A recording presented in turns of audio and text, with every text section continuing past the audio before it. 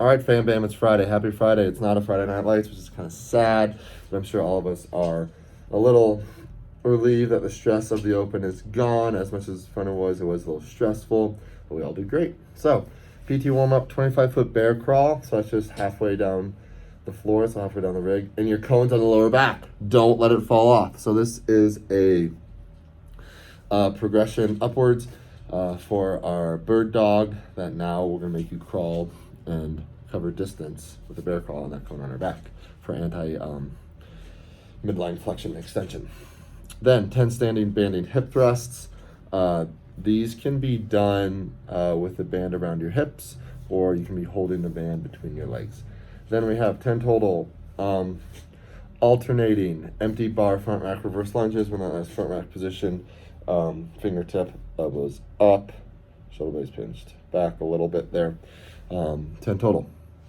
And then we have a 10-second isometric hold at clean starting point, so that mid shin, and then 10-second isometric hold at the hip pocket, so where we're about to start our second pull there. And so we want an emphasis on hamstrings still active. A lot of people are still pretty tall there. We actually want to have our hamstrings still feel like they're stretching at that point, because then that's where we scoop the hips up and then extend and start pulling, so it's just right before that. Then we have our clean and jerks for this week. It's like last week's, we're doing 3 cleans plus 1 jerk. The first set, 2 cleans plus 1 jerk at this during the second set, and sets 3, 4, 5 is 1 clean plus 1 jerk at 85%. So with this, it's at 75, 80, and 85%. Same rules that apply as the snatching on Monday, where the 85% hits, and that's where we start to falter with our technique. It's not a loss of strength there. It's usually just technique flaws and tweaks that we need to do to make it better. Then we have a 12-minute AMRAP. I like this one. 60 wall balls, 50 kettlebell swings, 40 toes to bar. Sorry, let's go to here. I apologize. 60 wall balls, 50 kettlebell swings, 40 toes to bar, 30 lateral burpees over the bar, 20 single arm kettlebell power clean and jerks. So with this, you do not have to touch the ground with it. So I'm going to put actually hang here. Thank you for holding. Kettlebell hang power clean and jerks. You're going to do 10 on one arm and then 10 on the other. Okay, making sure we still hit that shoulder and come up. Then 10 burpee ring or bar muscle ups there. It's a 12-minute AMRAP.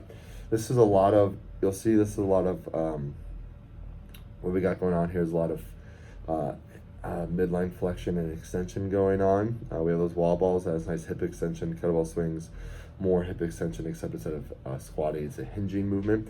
Then we're going to go nice into a flexion of the midline with those toes to bar, and grip's also going to be a factor because we just got done doing kettlebell swings.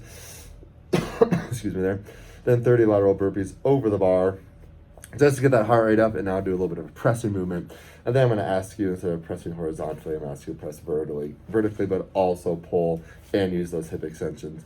So those beginning movements are kind of more segmented, hip extension and midline flexion and extension. Now those later movements are all of them combined, going from not so high of skill to pretty darn big high of skill. This is for total reps here. The burpee ring or bar muscle up actually counts as 20 reps because the burpee's 1 and then the muscle up is 2, just so you know. So this is for total reps. So if you get through all of it, that is 150, 60, that's 170 reps for 1 round, just so you know. The wall ball, it could be weight that you do all of it unbroken, but you probably shouldn't to save yourself because it's the first thing. Same with the kettlebell swings. Be smart, grip's going to become a big factor, and shoulder fatigue. Move well, mechanics, consistency, and intensity. I love you guys. Happy Friday.